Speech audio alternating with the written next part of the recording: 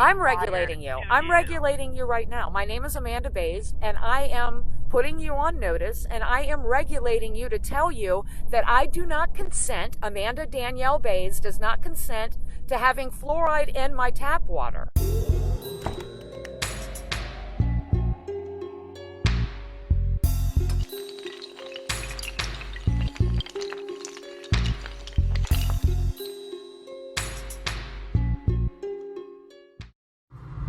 We're being lied to on a daily basis. This is Madison Moon reporting to you live from Virginia Beach. I am now going to call to ask them how do they remove the fluoride from the tap water that goes into the sewage system, because this is something that they cannot escape. So I'm going to go ahead and call them right now. I've already got the number set up. Give me 5 seconds to connect. Yeah, may I help you? Why is it every time I call you guys, you connect me to answering machines where there's never anyone to answer any questions of mine? Okay, ma'am, I transfer you to the lab. They will be the only ones that would be able to answer any of your questions. But you already transferred me to the lab last week several times, and no one there was able to answer any of my questions. I don't have an answer for you, honey. Can I speak to your manager, please? Sure. Thank One you. moment.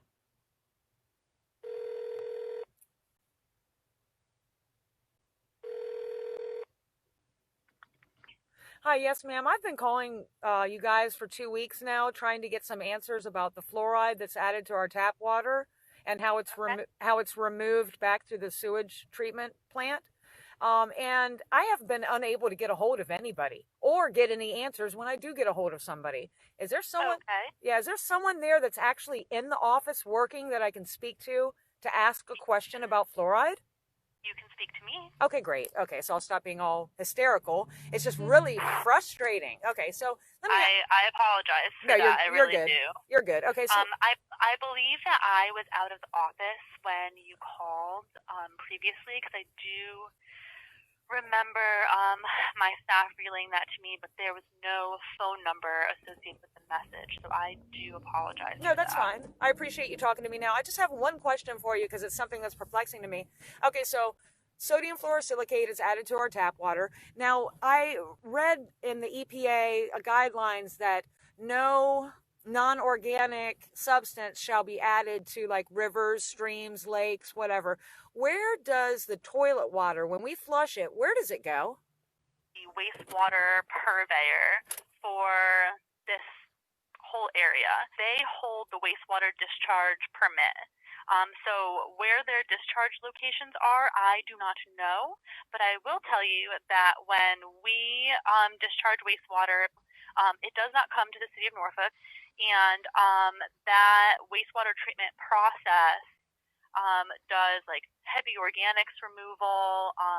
They make sure that the water is treated to a standard with which they are allowed to discharge it into whatever they may be discharging into. I don't want to speak on their behalf because I don't know. Okay. But there are, just like there are really strict standards for drinking water, there's also really strict standards for discharging treated wastewater that they have to follow. Okay, so the only way to appropriately remove fluoride from the water, the wastewater, is reverse osmosis. Do they use reverse osmosis when treating the wastewater? I can't answer that question. Well, the answer would be no.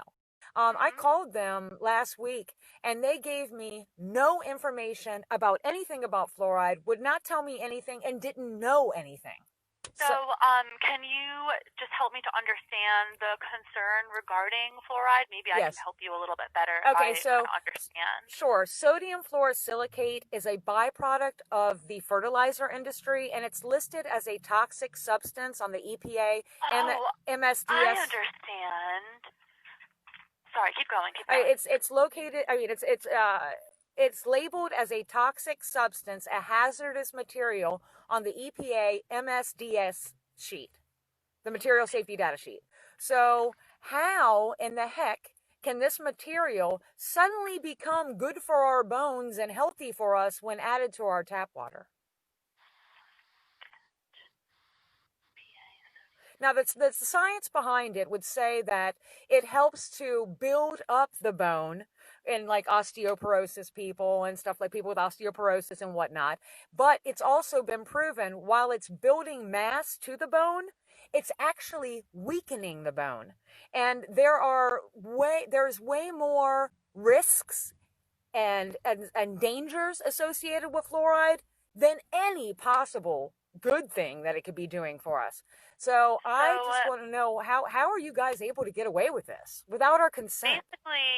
Basically, what we do is we are held to very strict standards, right, by the EPA that are enforced by the EPA and then also enforced by our primacy agency, which is the Department of Health. And fluoride is regulated, you're absolutely correct, under the Safe Drinking Water Act, and they have what is called a maximum contaminant level. So basically what they do is they tell us or HRSC or this has been shown up to a certain point to be beneficial. However, beyond that point, there is a very fine line, which is exactly what you're talking about. And so they draw that line for us. And they say, you may not add any more fluoride that will put the water above this level. And that level is 4.0 milligrams per liter. And that's exactly from the Safe Drinking Water Act. And then what we do is we ensure, so we look at it every single day. We monitor fluoride every single day to make sure that we never even come close to being above that level. So on average, our water, the City of Norfolk's water, has about 0.6 milligrams per liter fluoride. So if you had, 1 million cups of water, not even a full glass of any of those cups would contain fluoride. So it's very, very, very low. And that number comes directly from the public health standards that we have to follow. Why would you add a non-organic chemical to water? So fluoride does exist naturally. But not the fluoride that you're using, not sodium fluorosilicate. So sodium fluorosilicate contains the fluoride. That's the form that it comes in. And sodium fluorosilicate, I don't see it listed under the Safe Drinking Water Act. It's regulated as fluoride, so I can't speak to if you can give me the exact reference, I could look at it with you. Okay, I'm in my car right now. I'm actually in between jobs. I'm actually just pulled over in a parking lot to talk to you because this is how long it's taken me to get a hold of you, and I'm just taking my opportunity. Now, let me ask you this. I do not consent to ingesting sodium fluorosilicate or any form of fluoride. I do not consent to that. So can you turn off the fluoride at my house if I give you my address? I don't want to ingest that chemical. That is not how the water treatment process works.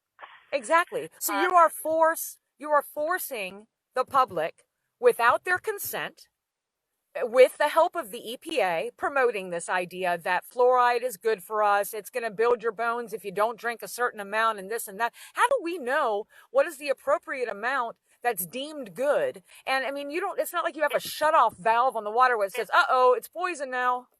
Yeah, so the amount that is good is dictated directly by the EPA, so we do know that. But the EPA is not, falling back on the EPA is what all of you government people do. We are legally I'm regulating you. I'm regulating you right now. My name is Amanda Baise, and I am putting you on notice, and I am regulating you to tell you that I do not consent, Amanda Danielle Baise does not consent to having fluoride in my tap water. I'm forced to drink bottled water, which also has poisons in it from the plastic or whatever, but I just don't want to drink poison. Is that okay? Okay, fluoride at the level that we are putting into the water is not harmful. How are you, what are you basing that on? I'm basing it on the years of research that has been done. But I have years of research to dispute that. I have years of research also that's saying the exact opposite thing that you're saying. Okay. Well, I honestly can't give you. I think I can't give you what you're asking for. I'm Except asking you not to open poison our water. and to be open and convey to you that we are governed under the Safe Drinking Water Act, and that the Safe Drinking Water Act dictates how we treat our water. Yeah. So that's where that comes from. Yeah. And if there is anything above that, Mm-hmm. it's honestly above the utility. It comes from the federal government. Right. Who would I go to? That, Who would I go to shut your whole entire operation down? The fluoride operation. The fluoride operation. Yeah. Well, because we are required to monitor it by the EPA, it's a discussion that would have to go to the federal government. The EPA? That's who governs us. You know, let me tell you something. Let me tell you a little something. Yeah, go ahead. I would also reach out to the Department of Health, their Office of Drinking Water, and someone there can also kind of maybe provide some clarification in terms of the legal requirements. Okay. Now, So again, yeah. Right. Again, so the drinking water standards that we are regulated under. So even I went to the Department of Health's website and I clicked on drinking water standards and it brought me to the EPA. But they might be able to give you some more like inner workings of the legality. Yeah. Basically, I'm handed the Safe Drinking Water Act. Right. And myself and the utility, and we say, okay, this is what we must do. And so we do it. I don't control treatment. I just test the water to ensure that it meets all of the standards that are promulgated under the Safe Drinking Water Act. Does that make sense? Okay, so now the original question that I asked you, how do they remove the fluoride before dumping it into the lake or stream or wherever they're putting it, Chesapeake Bay? Who knows where they put it? We'll find that out later. But who would I ask how they remove the fluoride? That you would have to ask the wastewater treatment. All right, well, you've been helpful. I would like to also add that I have contacted the EPA for about 8 years now on a separate issue and have never, ever been able to get a hold of anybody in the EPA. If they were a transparent, credible, trustworthy agency, they would answer questions to the public. So it's just, it makes me very frustrated that anytime I call you guys, anybody within the government, you always send me back to the EPA, an agency that you know will not answer any of my questions, and they never do. Unfortunately, those are our regulatory bodies, so that's why you keep getting referred back to them. But I'm on the EPA's webpage right now, and I'm clicked on a link to the CDC on community water fluoridation, and they have some information as well about fluoridation in drinking water. Yeah. So that might be another resource for you to kind of look and and make sure that you feel like you're getting all of the information that you need. There is this has been a point of contention in the water world for many, many years, and there have been a lot of studies that have been done, a lot of research devoted to this topic. That's also why we keep the levels so low.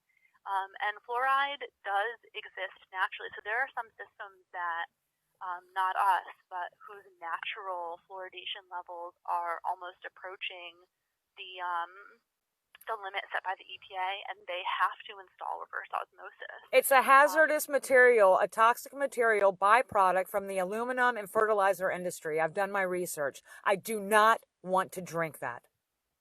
I don't. I mean, so you're basically, the long and the short of our entire conversation is there's nothing I can do about it because you're mandated to add a certain amount of fluoride to the water by law, right? Yeah. That's scary. Think about how scary that is, that you're mandated to add a toxic substance that people don't consent to. I don't find it scary because I agree with the research. But everybody's not you, and everybody doesn't agree with the research. You work for them. Of course you're going to agree with it. So, like I said, there's more information on the CDC's website. And if you want more information about the fluoride fluoridation process itself, Yeah. our water treatment manager Okay. can speak to that as well. And